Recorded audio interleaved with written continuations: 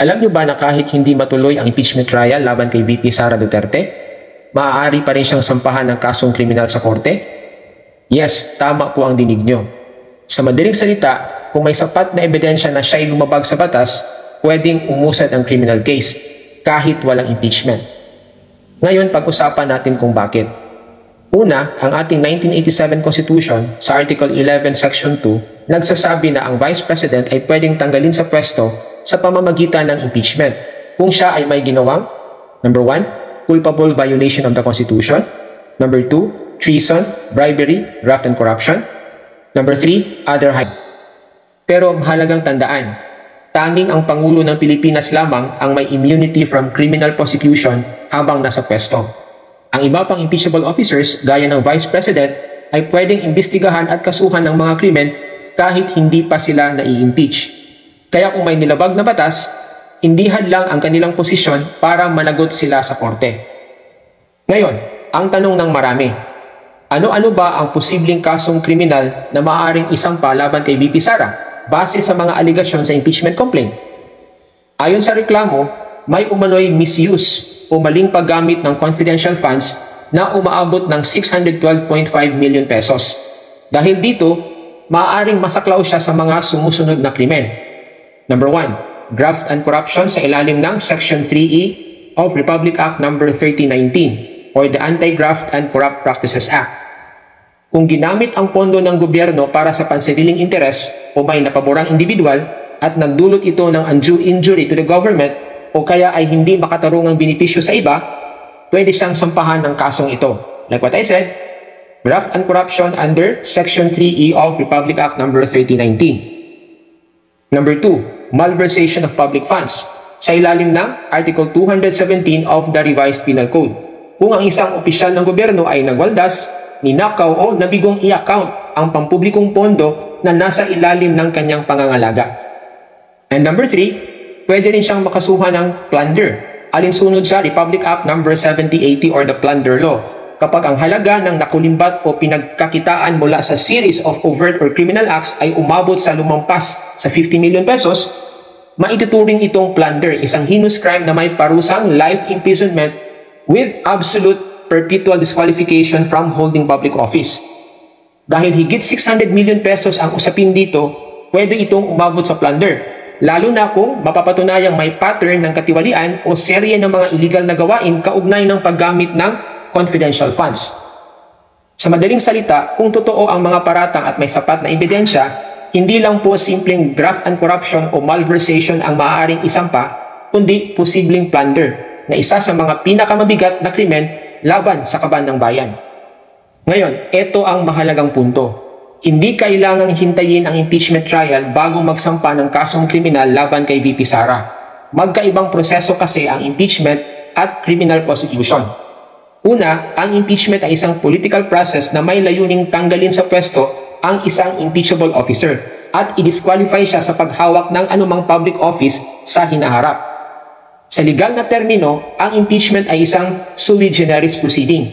Ibig sabihin, of its own kind o nasa isang natatanging kategorya. Hindi ito civil, criminal o administrative case. Pag na-convict si VP Sara sa impeachment case niya, wala itong kulong, gaya ng sa criminal case. Tanggal lang sa pwesto at disqualification ang epekto ng impeachment.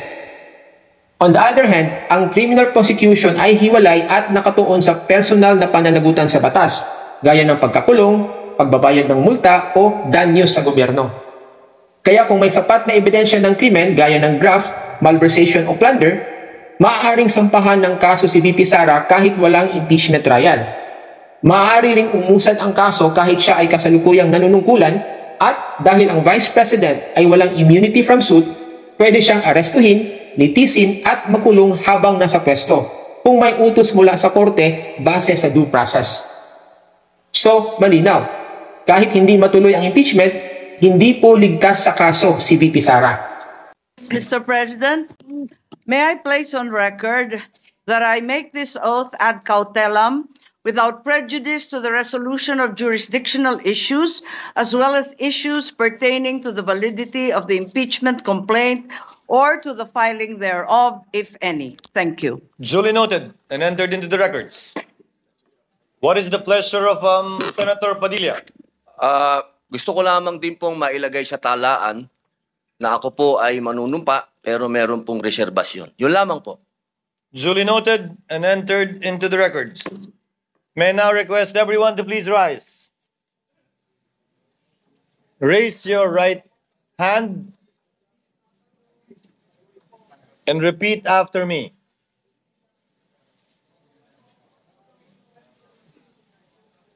I, please state your name. Solemnly swear that in all things appertaining to the trial of the impeachment of Vice President Sara Zimmerman Duterte, now pending, I will do impartial justice according to the Constitution and the laws of the Philippines. So help me God. You may take your seats.